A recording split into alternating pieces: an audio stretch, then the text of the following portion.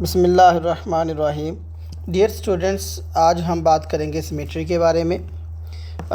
Objectives are to recognise the rotational and linear symmetry in 2D shapes, यानी 2 dimensional जितनी भी होती हैं शेप्स, उन सब की हम रोटेशनल और लाइनर सिमेट्री के बारे में डिस्कस करेंगे।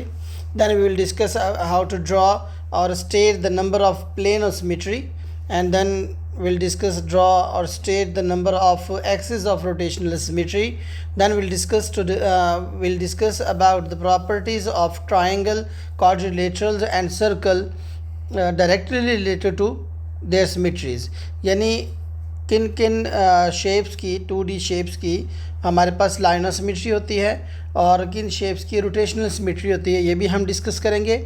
और इस वीडियो में हम डिस्कस करेंगे कि वी विल टॉक अबाउट के कौन कौन से अल्फ़ाबेट्स, इंग्लिश अल्फ़ाबेट्स हैं जिनके रोटेशनल सिमेट्री भी होती हैं और लाइनर सिमेट्री भी होती है, और कुछ ऐसे अल्फ़ाबेट्स भी हैं जिनकी रोटेशनल भी है और लाइनर सिमेट्री भी है, तो यानी हॉरिजॉन्टल भी है, वर्टिकल भी है, लाइनर सिमेट्री वाले भी हैं। तो ये सारी चीज़ें हम इस वीडियो में डिस्कस करेंगे, सब चीज़ें अबाउट सिमेट्री। तो सबसे पहले ये देखें कि लाइनर सिमेट्री होती क्या है। लाइनर सिमेट्री का मतलब ये होता है कि एक ऐसी लाइन ड्रॉ करना किसी शेप में या किसी चीज़ के अंदर जो उसको 2 इक्वली पार्ट्स में डिवाइड कर दे, तो एक जैसे हाफ में डिवाइड कर दे। फॉर एग्ज़ाम्पल हमारे पास एक यूँ ट्राइंगल है, ठीक है जी, ये एक ट्राइंगल है और इसमें हम एक ऐसी लाइन ड्रॉ करें, यहाँ पे डॉटर लाइन से शो कर देते हो तो इसको। अब ये जब डॉटर लाइन मैंने शो किया, इस डॉटर लाइन से दोनों तरफ एक जैसी शेप्स हैं। इसकी एक और आइडेंटिफिकेशन भी अक्सर बच्चों को मैं बताता होता हूँ कि आप इस लाइन के ऊपर उस शेप को फोल्ड करेंगे तो ये हर लाइन दूसरी अपनी करस्पॉन्डिंग लाइन को कंसाइड कर लेगी, एक दूसरे को ओवरलैप कर लेगी। कोई भी एज, कोई भी वर्टेक्स ऐसा नहीं होगा जो एक दूसरे अपने करस्पॉन्डिंग कॉर्नर से ओवरलैप ना किया हो। अगर ऐसा होगा तो वो लाइन जो है ना, वो लाइनर सिमेट्री नहीं होगी। इसको फोल्ड करेंगे इसके ऊपर तो वो डायरेक्टली, यानी जो ये लाइन है इस तरफ वाली, मैं इसको नाम लिख दूँ, ये AB जो लाइन है वो AC लाइन के ऊपर आ जाएगी। सॉरी, ये C पॉइंट है और आपका जो BC लाइन अपने आप को के ऊपर ओवरलैप हो जाएगी, ये एक अपने हाफ को कंसाइड कर लेगी। तो इस तरह से ये लाइनर सिमेट्री होती है। अगर ये इक्विलेटरल ट्राइंगल होगी तो इसकी ये भी लाइनर सिमेट्री बनेगी और ये भी तीन लाइनर सिमेट्री बनेगी। तो ये लाइनर सिमेट्री से रिलेटेड था। Now will discuss about the rotational symmetry. Rotational symmetry about rotation के है कि रोटेशन, किसी चीज़ को रोटेट करेंगे हम, ड्यूरिंग दैट रोटेशन वो कितनी बार अपनी बाउंड्री में फ़िक्स होती है। During the rotation of 360 rotation के दौरान कितनी बार वो चीज़ अपनी ही बाउंड्री में दोबारा फिट हो जाती है, अपनी ओरिजिनल शेप जैसी नज़र आती है, बिल्कुल वैसी की वैसी ही नज़र आती है जैसी वो ओरिजिनली थी, तो उसको कहते हैं कि इसकी रोटेशनल सिमेट्री हो गई है ये। तो इसका ऑर्डर होता है जितनी बार वो अपने बाउंड्री में फ़िट होगी उसको ऑर्डर कहते होते हैं। मैं इसकी एग्ज़ाम्पल पहले एक रेक्टेंगल से देता हूँ कि एक रेक्टेंगल हम ड्रॉ करते हैं और उसकी फिर उसको हम रोटेट करके देखेंगे तो रोटेट करने से वो कितनी बार अपनी बाउंड्री में फ़िट होती है। ठीक है जी, ये एक रेक्टेंगल है। यहाँ पे इसका जो है ना, मैं आपको बताता हूँ कि इसकी मतलब इसके वर्टेक्स का नाम लिख देता हूँ मैं। उसमें ये आपके पास A है, ये B, ये C और ये D। ठीक है जी, अब इसको मैं रोटेट करूँगा, देखिएगा इस पे एंगल भी शो होगा कि इस रोटेशन के दौरान ये अपने बाउंड्री में कितनी बार इसी तरह की रेक्टेंगल बन जाएगी जैसी अभी ये नज़र आ रही है। ये देखें, ये एंगल दरम्यान में इसके शो हो भी रहा है। जब इसका 180 एंगल पूरा हो जाता है तो दोबारा ये वैसी ही शेप है जैसी ओरिजिनल थी, लेकिन अभी इसका 360 रोटेशन पूरा नहीं हुआ, ये 180 रोटेशन हुई थी। तो इसको दोबारा हम करेंगे तो यहाँ पे आके दोबारा ये देखें, इसकी 0 या हम कह सकते हैं 360 रोटेशन दोबारा हो जाती है। तो ये अपनी बाउंड्री में 2 बार फिट हुई है ड्यूरिंग द रोटेशन ऑफ 360। तो इसका ऑर्डर जो है ना 2 होगा। ठीक है जी, ये इसका ऑर्डर 2 होगा। और इसका जो है ना एंगल ऑफ रोटेशन क्या होगा, एंगल ऑफ रोटेशन किसे कहते हैं कि एंगल ऑफ रोटेशन के लिए बच्चे अक्सर ये याद भी रख लेते हैं कि एंगल ऑफ रोटेशन, किसी भी चीज़ की रोटेशनल सिमेट्री में एंगल ऑफ जो रोटेशन है वो इक्वल टू आ जाता है 360 डिवाइड बाय एन कह दो, एन एन एन लिख देता हूँ मैं इसमें। एन क्या होता है, number of line rotational symmetry, यानी ऑर्डर इसका, या ऑर्डर लिख देता हूँ मैं इधर, ऑर्डर ऑफ रोटेशनल सिमेट्री। ठीक है जी। तो कितनी बार उस वो अपनी बाउंड्री में फिट होती है। जैसे अगर हमने इसका एंगल ऑफ रोटेशन देखना है, रेक्टेंगल का कितना है, तो 360 डिवाइड बाई 2, क्योंकि इसका ऑर्डर 2 आया था, तो 180 पे जाके ये अपनी बाउंड्री में एक बार फिट होती है, और फिर आगे दोबारा 0 या 360 एंगल पे जाके फिर अपनी बाउंड्री में फिट हो जाती है। तो ये रोटेशनल सिमेट्री है। तो रोटेशनल सिमेट्री में हम चीज़ को रोटेट करते होते हैं, रोटेट करके और वो देखते हैं कि कितनी बार वो अपनी बाउंड्री में फिट हो जाती है शेप। ठीक है जी। लेट ये स्क्वायर है आपके पास, और इस स्क्वायर को देखें कि अगर मैं इसका नाम यहाँ पे इसके वर्टिसेस का नाम लिख दूँ ABCD, तो इसमें देखें मैं इसको रोटेट करता हूँ। जब मैं इसको रोटेट करूँगा तो आफ्टर 90 डिग्री रोटेशन, देखिए यहाँ पे 90 होगी, दोबारा उसी तरह का स्क्वायर बन गया। ये एक बार हो गया, 180 पे जाके 2 बार, और फिर ये 270 पे जाके 3 बार, और फिर जाके 360 पे या 0 पे जाके 4 बार ये अपनी ही ओरिजिनल पोजीशन, यानी अपनी ओरिजिनल शेप के अंदर आ जाता है। ठीक है जी। तो ये इसका जो है ना, इसका ये क्या कहते हैं इसको, और इसका ऑर्डर जो है ना वो 4 है। ऑर्डर ऑफ रोटेशनल सिमेट्री जो है वो 4 आएगा। लेकिन जो है इसकी अगर हम निकालें एंगल ऑफ रोटेशन, वो फिर हम 360 पे डिवाइड बाय 4 कर देंगे। 360 डिवाइड बाय 4 करने से इसका एंगल ऑफ रोटेशन आ जाता है, पता लग जाएगा कि कितने एंगल पे जाके अपना एक ऑर्डर पूरा करता है ये। तो 90 आएगा इसका। ठीक है जी। इसकी ऑर्डर जो है ना वो 4 हो गया। तो अब हम पहले, मैं ये जिस तरह मैंने अभी आपको बताया है इक्विलेटरल ट्रायंगल का, इक्विलेटरल ट्रायंगल में जो है ना मैं आपको बताता चलूँ इसका कि इक्विलेटरल ट्रायंगल में जो लाइन ऑफ सिमेट्री है वो 3 होती है, और रोटेशनल सिमेट्री उसका ऑर्डर 3 होता है। अगर एंगल ऑफ रोटेशन निकालेंगे तो वो 180 आएगा, सॉरी 120 आएगा, 360 डिवाइड बाई 3। तो ठीक है जी। इसके बाद आपके पास ट्रायंगल के बाद जो है ना आइसोसेलेस ट्रायंगल है। आइसोसेलेस की जो है ना लाइन ऑफ सिमेट्री 1 होती है। मैं यहाँ पे थोड़ा शो करवाने की कोशिश करता हूँ, इसको देखें। अगर ये आइसोसेलेस है, ये आपस में साइड इक्वल है, तो इसकी लाइन ऑफ सिमेट्री सिर्फ ये बनेगी। इसकी एक लाइन ऑफ सिमेट्री होती है, रोटेशनल सिमेट्री इसकी 0 होती है। ठीक है जी। रेक्टेंगल की जो मैंने अभी आपको शो करवा दी, ये रेक्टेंगल है, इसमें जो अगर हम लाइन ऑफ सिमेट्री भी डिस्कस करें तो एक ये इसकी लाइन ऑफ सिमेट्री है, और एक ये लाइन ऑफ सिमेट्री है। इसके ये जो है ना क्या कहते हैं इसको, डायगनल जो है ना, ये इसके सिमेट्रिकल नहीं होते, यानी इसकी सिमेट्री नहीं बनती लाइन ऑफ सिमेट्री। स्क्वायर में 4 लाइन ऑफ सिमेट्री होती हैं। इसके ये 1 होगी, ये 2, इसका डायगनल भी लाइन ऑफ सिमेट्री में आता है, ये दूसरा डायगनल आ गया। 4 लाइन ऑफ सिमेट्री होती हैं, 4 ऑर्डर होता है इसका रोटेशन सिमेट्री का, और एंगल ऑफ रोटेशन का मैंने आपको बता दिया कैसे निकालना है। तो ये रेक्टेंगल, स्क्वायर और आपकी ये चीज़ें हो गई हैं। इसके बाद आप देख लें कि रोम्बस में क्या होता है। रोम्बस ऐसी शेप होती है जिसकी साइड इक्वल तो होती हैं, लेकिन हर एंगल 90 नहीं होता। स्क्वायर से डिफरेंस होता है थोड़ा सा इसमें ना। तो एंगल स्क्वायर में सारे 90 होते हैं। इसकी साइड इक्वल हैं। इसकी जो है ना लाइन ऑफ सिमेट्री अगर आप देखेंगे तो इसके सिर्फ डायगनल बनते होते हैं। इसके लाइन ऑफ सिमेट्री के 2 डायगनल है। इसकी जो वर्टिकल या हॉरिजॉन्टल अगर हम कहें इस तरह की ये लाइन ऑफ सिमेट्री नहीं बनती। इसकी जो रोटेशनल सिमेट्री है ना, सॉरी, इसकी जो लाइन ऑफ सिमेट्री है वो 2 होंगी, और रोटेशनल सिमेट्री भी इसकी 2 होंगी। ठीक है जी। इसके बाद बात करते हैं हम पैरेललोग्राम की।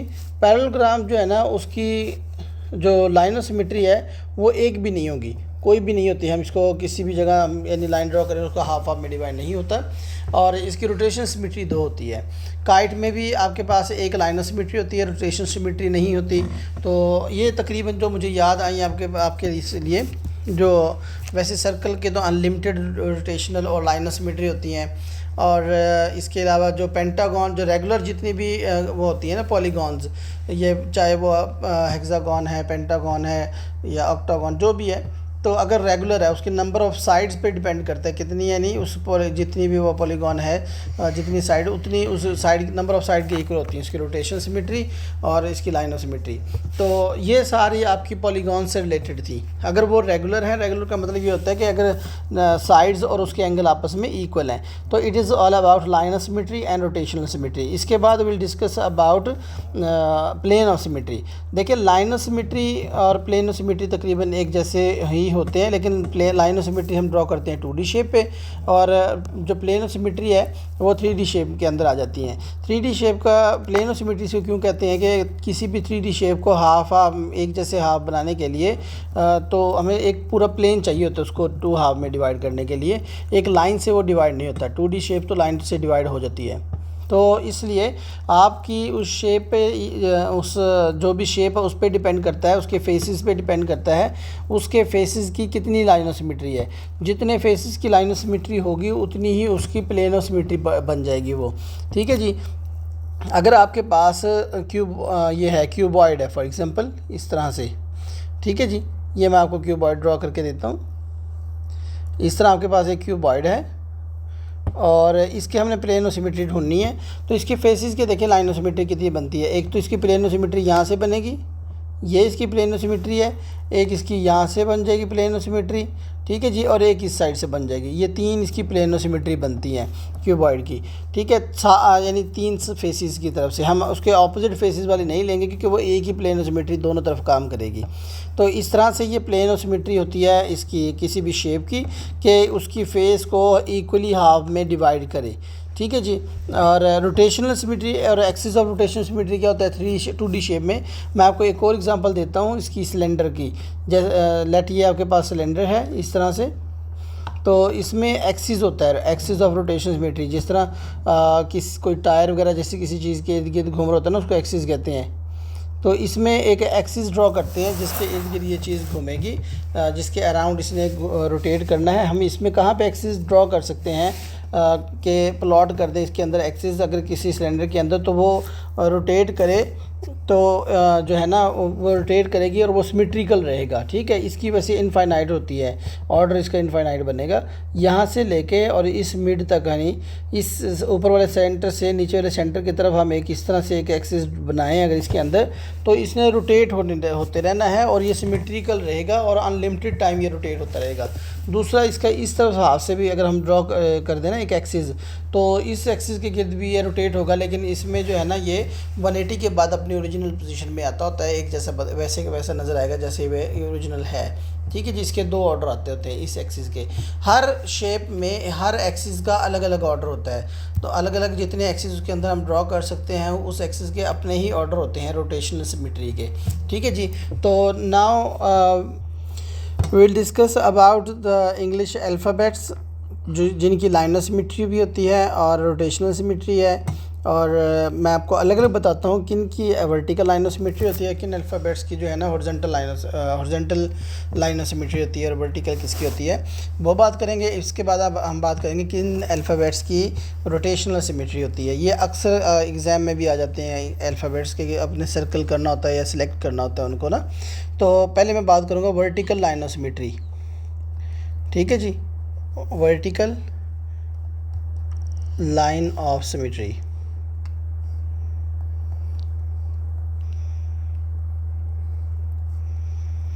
कौन से अल्फ़ाबेट्स हैं जिनकी वर्टिकल लाइन ऑफ सिमेट्री है। सबसे पहले ये ए है, इसमें हम यहाँ पे ड्रॉ कर देते हैं। ए इधर ड्रॉ हो जाती है ए के अंदर।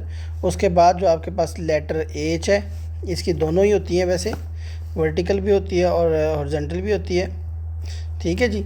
और इसके बाद क्या है आपके पास अगला लेटर कौन सा है, आई के भी आपकी दोनों होती हैं वर्टिकल और हॉरिजॉन्टल। और पहले मैं भी वर्टिकल वाले अलग लिख रहा हूँ। इसके बाद अगला लेटर आ जाएगा जी आपके पास एम, और एम का भी आपके पास सिर्फ वर्टिकल लाइन ऑफ सिमेट्री होती है। और ओ की मेरे ख्याल से दोनों होंगी, वर्टिकल भी और लाइन ऑफ सिमेट्री भी होती है। तो इसके बाद क्या होता है आपके पास, ओ के बाद क्या है टी के बाद आपके पास आ जाएगा और यू के बाद आपके पास वी, और वी के बाद आपके पास डब्ल्यू भी वैसे होता है, ठीक है जी। डब्ल्यू अगर हम ये एक जैसे हैं इस तरह, इसकी भी वर्टिकल लाइन ऑफ सिमेट्री भी हो सकती है, यू वी डब्ल्यू की भी होगी। अगर आपके पास एक्स है और ये वाली इसकी, ये भी इस एक्स की भी हो सकती है इसकी। और वाई अगर आपका इस तरह उसने लिख के दिया हुआ है, आप देख लीजिएगा यूँ, तो इसकी भी वर्टिकल लाइनर सिमेट्री हो सकती है। तो ये वो लेटर्स हैं जिनकी वर्टिकल लाइनर सिमेट्री पॉसिबल है। बाकी ये देख लेना कि एक्स जो ये आपको मैंने ड्रॉ करके दिया ना, डब्ल्यू वाई जो है ना, ये अगर उसने कुछ टेढ़ा मेढ़ा अगर ड्रॉ किया हुआ फिर नहीं होगी, अगर इसे एग्जैक्टली इस तरह का ड्रॉ किया हुआ फिर हो जाएगी इसकी वर्टिकल लाइनर सिमेट्री। अगला अब आ जाएगा हॉरिजॉन्टल जो लाइनर सिमेट्री है वो कितने लेटर्स की है। ठीक है जी, हॉरिजॉन्टल लाइन ऑफ सिमेट्री। ठीक है, हॉरिजॉन्टल लाइन ऑफ सिमेट्री होती है आपकी ये बी, इसके अगर दोनों सर्कल एक जैसे तो यहाँ से हॉरिजॉन्टल लाइन ऑफ सिमेट्री बनती है इसकी। ठीक है जी, और इसके बाद लेटर आपके पास आ जाएगा बी के बाद सी भी होगा। ठीक है जी, सी, और सी के बाद क्या लेटर आएगा आपका, डी की भी होगी हॉरिजॉन्टल लाइन ऑफ सिमेट्री। मैं तो वैसे ही इसको लिख रहा हूँ, लेकिन आप एग्जैक्टली जैसे ये लिखा जाता है उनमें फिर हम ड्रॉ कर सकते हैं। ई की भी होती है, एच की होती है, ये मैंने आपको पहले बता दिया था। एच के बाद आई की भी होगी हॉरिजॉन्टल, और के की भी होती है। ठीक है जी, और ओ के बाद क्या है, एक्स की भी होती है हॉरिजॉन्टल लाइन ऑफ सिमेट्री। अब इसमें बोथ वाले कौन से आ जाएंगे जिनकी दोनों लाइन ऑफ सिमेट्री है। बोथ वाले आपके पास हम इसमें एच दोनों में आ रहा है, हाँ जी, एच के बाद आई भी दोनों में है, ओ है और एक्स है, ये दोनों में लेटर आ रहे हैं। ये लेटर आपको याद रखने पड़ेंगे, एग्ज़ाम में अक्सर ये लेटर भी दे दिए जाते हैं। इसके बाद बात करेंगे हम रोटेशनल सिमेट्री की। तो रोटेशनल सिमेट्री किस किस ऑब्जेक्ट की, सॉरी अल्फ़ाबेट्स की होती है, English alphabets. Rotational symmetry, rotation symmetry का मैंने आपको बता दिया, रोटेट करके अपने ओरिजिनल पोजीशन पे आ जाए ड्यूरिंग द रोटेशन ऑफ 360। कितनी बार अपने ओरिजिनल पोजीशन पे आते हैं वो उसका ऑर्डर होता है। एच की 2 होती है, आई की भी 2 ऑर्डर होता है इसकी रोटेशन सिमेट्री का, एन का भी 2 होता है रोटेशन सिमेट्री, और ओ, और इस ओ के बाद क्या आ जाएगा, एस का भी, हाँ जी एस की भी होती है, और एक्स की होगी और जी की होगी रोटेशन सिमेट्री। ठीक है जी, ये अल्फ़ाबेट्स हैं जिनकी सिमेट्री होती है, मैंने आपको वो लिख के बता दिए हैं। अगर आपके पास इनमें से कोई आता है तो आप उसको सिमेट्रिकल में सिलेक्ट करेंगे। तो now will discuss about pass paper questions. तो इसमें, हाँ जी, इसमें हमने फाइंड करना है इसकी लाइन ऑफ सिमेट्री।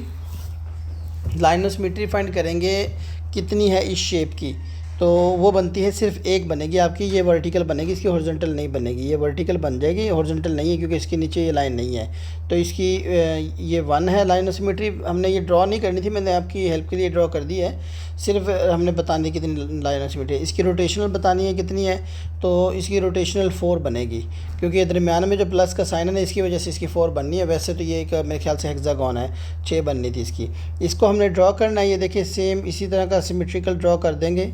ये देखें, ये एक जैसा हो गया है, तो ये हमने ड्रॉ कर दिया है। इसके बाद हमने लिखा हुआ है कि a hexagon has rotation symmetry of order 6, perimeter of the hexagon is 30, draw a sketch of hexagon labelling length. हमने इसको ड्रॉ करनी है, सिर्फ इसकी हेक्सागोन एक ड्रॉ कर दें। आप किसी भी तरह की आप ड्रॉ कर दीजिएगा, यूँ, सॉरी ये मेरे ख्याल से पेंटागन है, ये नहीं है,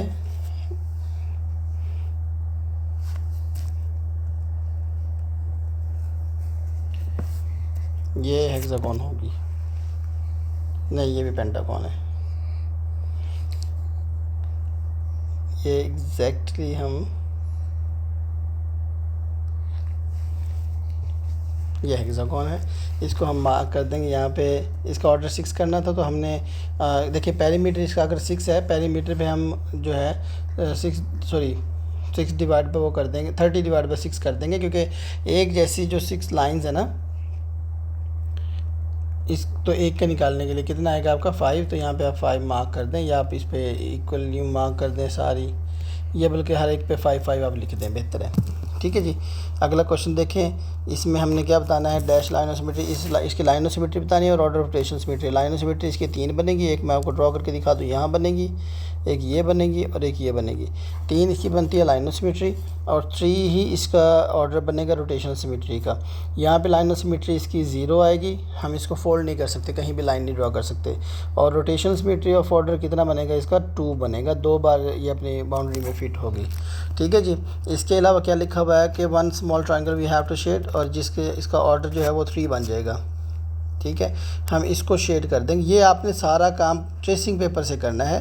ट्रेसिंग पेपर की हेल्प से ये जल्दी हो जाता है। इसके ऊपर आप ट्रेसिंग पेपर प्लेस करेंगे, स्केच करेंगे इसको, और फिर रोटेट करके चेक कर लेंगे और कौन सा आपको शेड करना पड़ता है उससे पता लग जाएगा। We have to shade one more small square so the diagram has one line of symmetry. एक और हमने करनी है कि इसकी लाइन ऑफ सिमेट्री 1 बन जाए, हम ये शेड कर देंगे इसकी। ये भी आपको उससे उसकी हेल्प से पता चलेगा। आप डिफरेंट डायगोनल्स पे उसको ड्रॉ करके, सॉरी फोल्ड करके देखेंगे ट्रेसिंग पेपर पे ड्रॉ करके, तो इसकी ये लाइन ऑफ सिमेट्री इससे बन जाती है अगर हम इसको शेड करते हैं तो। ठीक है जी, इसमें भी एक ही हमने करना है शेड, जिससे इसका ऑर्डर 2 बनेगा। इसको भी देखें, यहाँ से अगर हम शेड कर देते हैं इसको, तो भी इसका ऑर्डर 2 कंप्लीट हो जाता है। ये देखिए, हमने डायग्राम कंप्लीट करनी है। इससे क्या होगा कि रोटेशन सिमेट्री ऑफ ऑर्डर 4 हमने कंप्लीट करना है इसको। तो इसकी आप इससे सीधी लाइन आप ड्रॉ करेंगे यूँ, मैं दोबारा ड्रॉ कर देता हूँ। ये सीधी लाइन ड्रॉ करेंगे और इसके बाद हम ये स्क्वायर इसका इस पर शेड कर देंगे इस तरह से।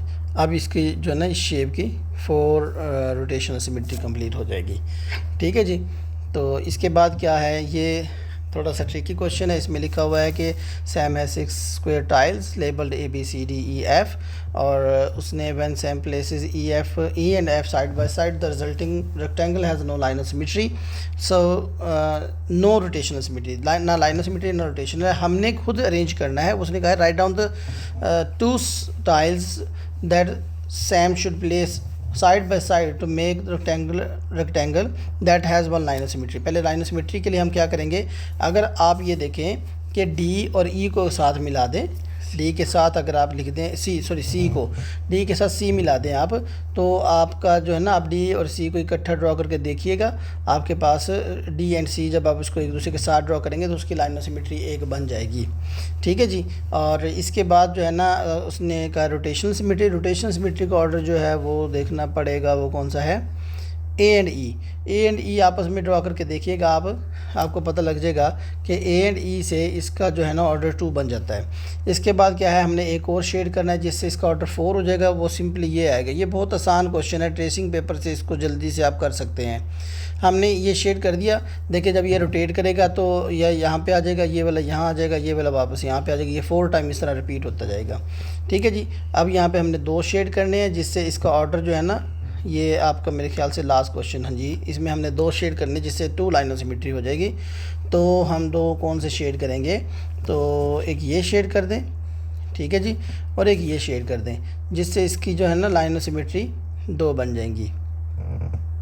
ठीक है जी, एक यहाँ से लाइन ऑफ सिमेट्री बन जाएगी, ये डायगोनल, और एक दूसरा डायगोनल बन जाएगा।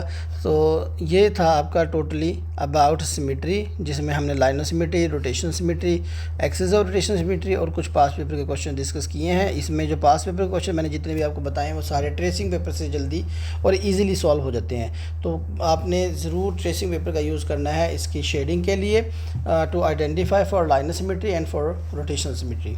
Thank you.